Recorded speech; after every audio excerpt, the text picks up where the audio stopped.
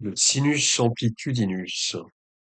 Pour comprendre le sinus amplitudinus, le mieux c'est de commencer par définir le sinus. Alors, le sinus, en fait, habituellement on le définit comme étant égal sinus x, avec les formules de l'air, on a quelque chose comme ça. Et ça nous permet d'avoir le cosinus, arc sinus, toutes les formules trigo, etc.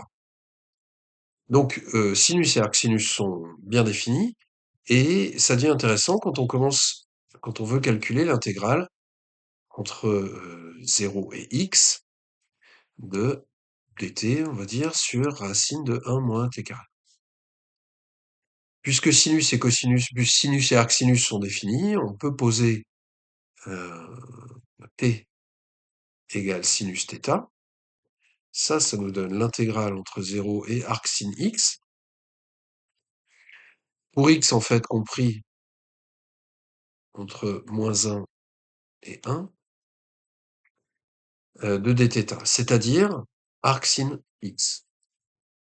On trouve donc que I de x est égal à arc sin x. Alors ce qu'on va faire, c'est qu'on va changer de point de vue, et on va considérer que sinus x et arc sinus x sont pas encore définis, et on définit arc sinus x comme étant l'intégrale entre 0 et x de dt sur racine de 1 moins t2. Toujours pareil, pour x a priori compris entre moins 1 et 1, après on pourra l'étendre au plan complexe tout entier. Pour l'instant, on en est là. Et cette fonction, mettons pour x comprise entre moins 1 et 1, cette fonction-là, cette intégrale, cette primitive, cet arc sinus, est croissante, donc on peut définir sa fonction réciproque, on va la définir comme s'appelant le sinus. Sinus, fonction réciproque de arc sin. Et pour le sinus amplitudinus, c'est pareil. On a une fonction f de x et du paramètre k qui est égal à l'intégrale entre 0 et x de dt sur racine de 1 moins t2, racine de 1 moins k de t2. K est compris entre 0 et 1.